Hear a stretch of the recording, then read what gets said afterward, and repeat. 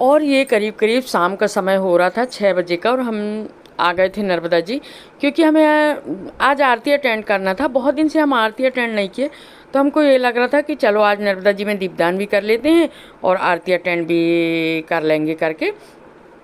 और पैदल ही आए थे हम घर से, और ये देखिए हम नर्मदा जी आ गए थे। और देखिए नर्मदा जी का पानी कितना साफ़ स्वच्छ सुंदर लग रहा है। और यहाँ आकर के देखे थोड़ा आरती में टाइम था, तो फिर हम नर्मदा जी के नर्मदा जी के पास बैठ कर के फिर दीपदान किए और नर्मदा जी के दर्शन किए और मछलियों को आटा खिलाते रहे बैठ कर के, कि हमको ऐसा लग रहा था कि जब तक शायद आरती शुरू हो जाए, पर आरती आज थोड़ा सा लेट, हमें लग रहा था कि लेट हो रही है करके। पर फिर जैसे हम वहाँ से निकलने लगे तो वहाँ हमको बोलने लगे लोग कि बस आरती शुरू होने वाली है करके। तो उस समय तक जब हम पहुँचे थे तो उस समय तक बहुत कम लोग थे, तो हमें ये लगा कि शायद बहुत लेट हो जाएंगे हम करके। और आपको बता दें पायलट बाबा आप लोग तो सभी लोग जानते होंगे, तो उसी पायलट बाबा क्या शिष्य हैं, मेरे गुरु भाई हैं, तो उन सबका बहुत बहुत स्वागत करते हैं, अभिनंदन करते हैं। जय महेश्वरी घाट मंडला में हमारे पधारे मारुति नंदनिया के जो हमारे सूर्यकुंड धाम में चल रहा है, वहाँ पे हमारे ये संत लोगों का आगमन हुआ है, पंडित जी लोगों का आगमन हुआ है। ये हमारे लिए महेश्वरी घाट के लिए सौभाग्य की बात है कि ऐसे संतों के चरण हमारे इस महेश्वरी घाट में पड़े हुए हैं। हम उनका हार्दिक अभिनंदन करते हैं, स्वागत करते हैं और उनसे भी हमारे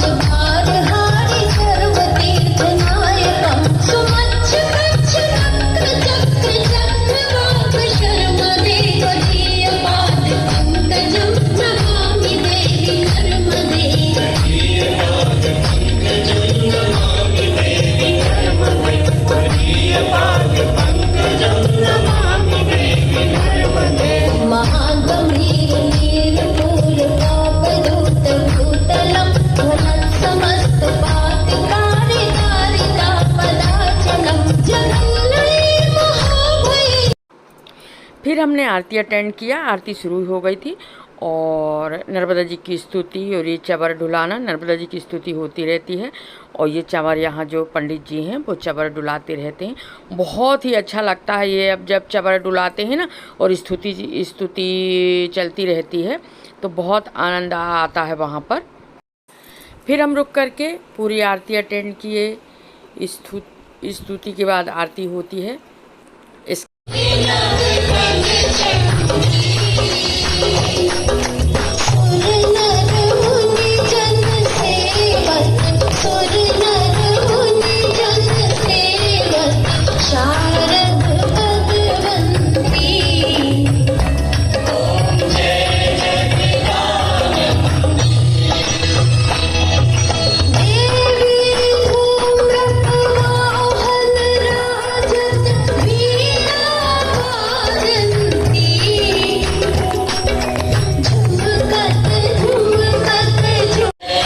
आरती करते हैं लोग।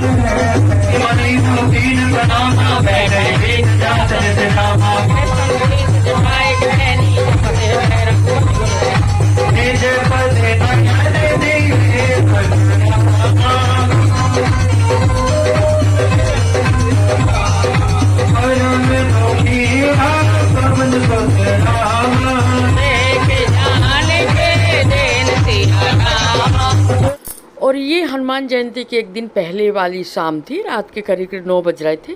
तो हमारे घर में जो हनुमान जी का मंदिर है वहाँ सुंदरकांड होता है, तो वही सुंदरकांड चल रहा था यहाँ पर रात में। मैं भी बैठी थी वहीं, जगह की थोड़ी सी कमी होने के कारण ना मैं सीढ़ी में बैठी थी।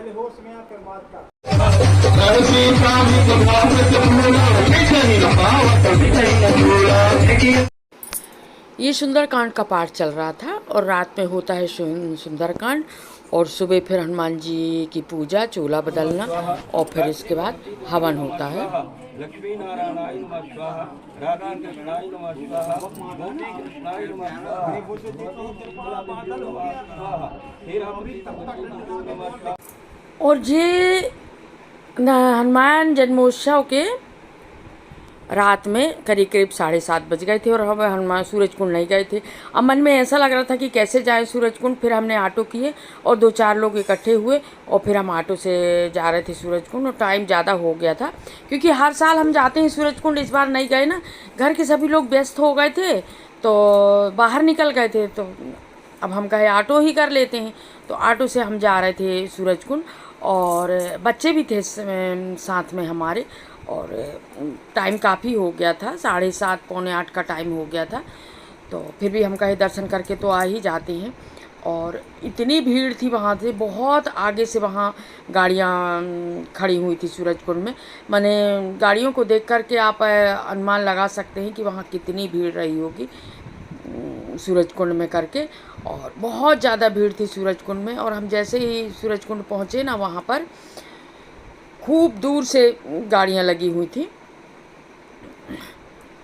और हम लोग ऑटो में बात करते हुए जा रहे थे। भले टाइम हो गया था ज़्यादा, पर बहुत अच्छा लग रहा था।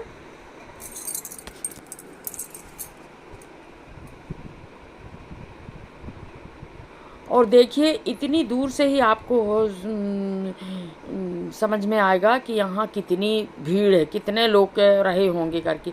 इतनी दूर से गाड़ियाँ यहाँ लगी हुई थी। ये देखिए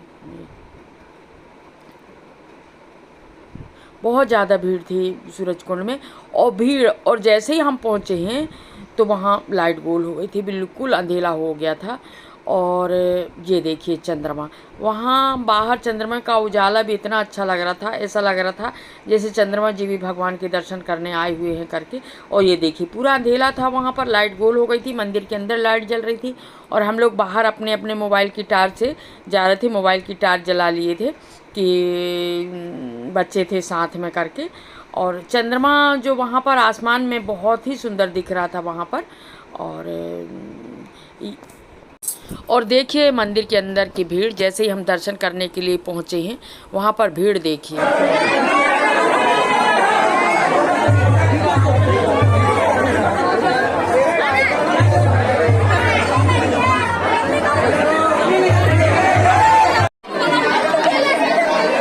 चलिए यार दर्शन कर लिए, चलिए